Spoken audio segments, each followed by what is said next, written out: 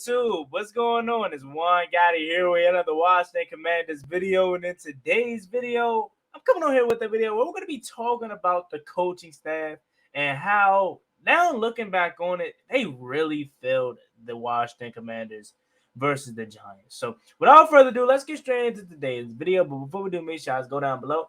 Leave a like on this video, subscribe if you're new, and turn on post notifications so you get notified when I upload a video about the NFL, or in this case, our Washington Commanders. We're on the road to 5,000 subscribers, so please hit that subscribe button again if you haven't already. Thank you so much. Let's get straight into today's video. So, ladies and gentlemen, we're still kind of trying to get over that Giants loss. Well, me personally, I don't know where you currently sit. Where do you sit? Leave it down below in the comment section. Where do you sit with the Giants loss? Are you over it? Are you still kind of, dealing with it? Me personally, I'm still kind of frustrated with it. But what's giving me kind of hope and like, some semblance of getting over it in a way is realizing that our season's not over, ladies and gentlemen. Okay. Our season's not over. Okay. We're 7-6-1 right now. We currently occupy the 7th seed. Now, pretty much all we have to do is continue to win. Okay, because the Lions, they're on our tail. They have the win over us, so they get the tiebreaker over us. So that's the only thing we have to worry about. Okay. The Seahawks, I'm not really worried about them. I think they're gonna get trashed by the Chiefs on Sunday. So pretty much all we have to do is win. The only way the Lions can catch us is if we lose. So right now, even though with the Giants lost, we still control what we can control, and that all we have to do is win. Like, yes, we wanted the 6 seed, okay, but honestly, if you want to look at it as a positive, if we win, we'll get the 7th seed and we'll play Minnesota, and that's what a lot of us wanted, right? So I'm not trying to say losing was a good option, because obviously it wasn't, and especially in the fashion that we did lose. We wanted to win and definitely want to be 8-5 because that pretty much put us in the playoffs, right? But we still have an opportunity to win. We still have an opportunity to get in the playoffs. So yeah, we gotta control what we control. But taking a look back on that Giants game, guys, after really letting it sink in, the coaching staff failed the team. Okay, and I'm not saying they're the sole reason, but that coaching staff failed the team. And I'm talking each and every coach. I'm talking about Ron Rivera. I'm talking about Scott Turner. I'm talking about Jack Del Rio. They all failed them.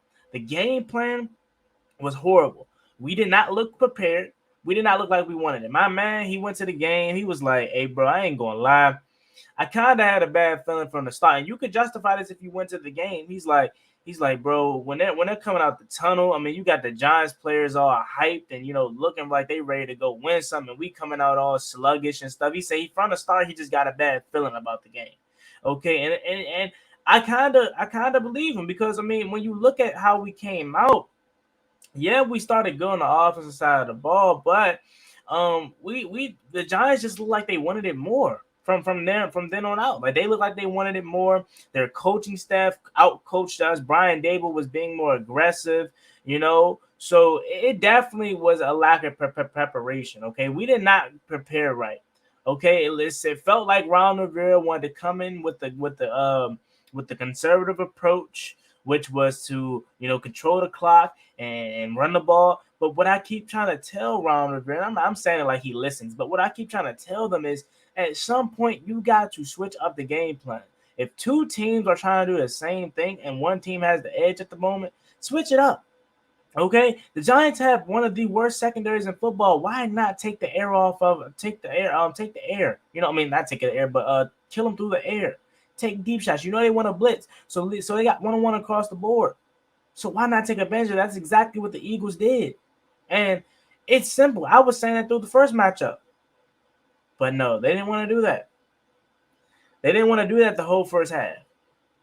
The second half, you finally do that, and Brian Robinson only get 3 carries. See, my biggest issue is I don't want them to just pass. I want them to stay balanced, but we don't do a good job at that. It's either we kill them on the ground and then you want to go pass happy, or we're killing them through the air and then you want to go run happy and then just forget about the opposite or forget about the other one. We got to find a way to have a steady balance, okay? And we don't do that. Scott Turner is horrible. I don't like him, and you guys know that. That's just beating the dead horse at that point, because I don't like Scott Turner, bro.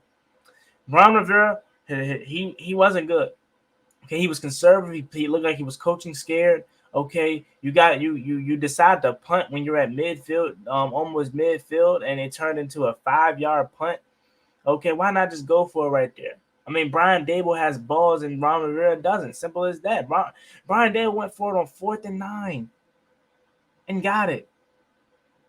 And we didn't reciprocate that same kind of energy. We didn't come out playing aggressive. We didn't play aggressive that whole night.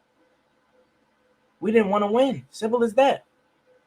We got out coached and we got outplayed. Ron Rivera wasn't good in this game. I don't disagree with the decision to go for 2. Okay, because if we got it and everybody looked like, Ron, you're a genius, because we did get it, but they called a flag. But I didn't disagree with the opportunity to go for 2. But I do dislike that he didn't send Joey Sly out there for the field goal attempt. Okay. So Ron Rivera, he wasn't good. He got out coached by Brian Dable. Scott Turner, horrible. Okay, horrible. B-Rob killing him on the ground throughout the first half, cool.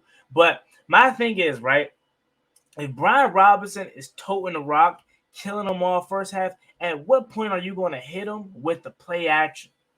He didn't do that. And I'm not talking about out of the gun play action, delayed play fake. I'm talking legitimately Taylor Heineke lined up under center, make it look like we're running, and then pull that thing from out of the belly of Brian Robinson, throw it over top. They're playing one-on-one coverage the whole game.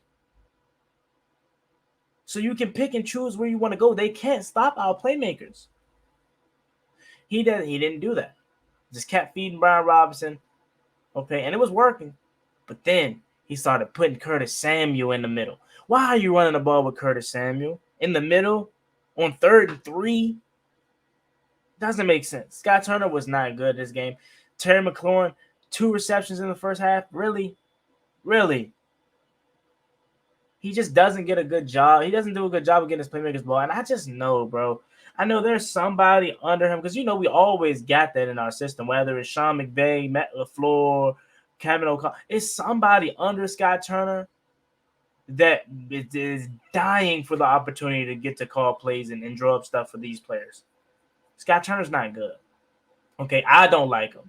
He doesn't understand the situational play calling.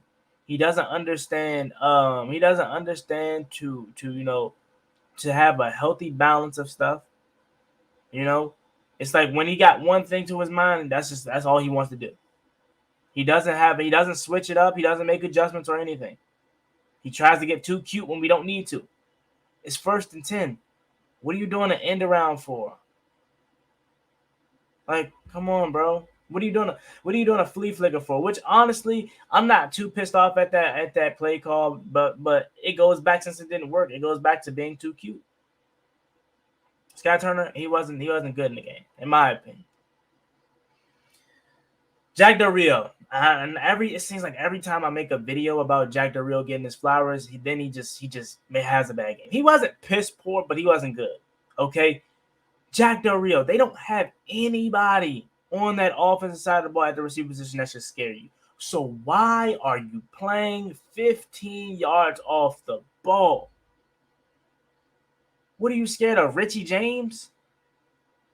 Hodges? Like, who's out there on that wide receiving core that scares you to where you can't even get in their chest? Send some pressure, bro. Daniel Jones does not do well when you got pressure, when he has pressure in his face. They have no wide receiving threats. You see what they did to us, and we got threats. They played man, they blitzed, they left one-on-one coverage across the board, and we got threats. Could you imagine if we did that to them and they have nobody? Jack Del Rio wasn't good in the game. He refused to go to a 5-man front when they literally are just running the ball up the middle of the field. How the hell do you let Saquon Barkley get 10, 11, and 15 on 3 consecutive plays? Your game plan should have been, I'm not letting Saquon Barkley beat me. I'm not letting Daniel Jones' leg beat me, and they didn't do that. They just let the little flats open all game long, so Saquon Barkley had the easy swing route every single time. it was just a terrible game plan. We just did not look prepared. The coaching staff let us down. Okay, and not to mention Taylor Heineke wasn't the best either. But again, this video is focused solely on the coaching staff. It was so much that we did wrong. We got out coached. We weren't aggressive. We played like we were scared. Okay, and they just did whatever. We did exactly what the Giants wanted us to do. They wanted us to sit back in a soft zone. They don't want to go deep. They just want to get the ball out the hands of Daniel Jones and just keep him in short yardage distance. And that's what they did all the time, all game long. Oh, you're going to play deep? We're just going to take the underneath. Richie James going wide open every time. Hodges, Bellinger. We're gonna take that. Saquon Barkley swing route. Little curl route up the middle. That's all they wanted. They wanted the dink and dunk, and we allowed them to. And so at what point was he going to be like, all right, we're not going to do this anymore? Get up in their stuff, press them, and make them beat you. No, he just left it too easy for him all night. He didn't send no type of pressure to Daniel Jones. We didn't sack Daniel Jones, not once. He didn't go to a 5-man front, so Saquon Barkley was able to just get whatever he wanted. We got out-coached. And if we want to have any shot of making the playoffs, in my opinion, you got to win out now. In my opinion. And if you think Brian Daboll out-coached us, could you imagine what Kyle Shanahan's going to do? And this is a team that runs the ball way more than the Giants. They live and die by the run. Christian McCaffrey, Elijah Mitchell. I don't think Elijah Mitchell was playing, but Christian McCaffrey, and they got another back. I forgot his name. So we got to tighten up, man.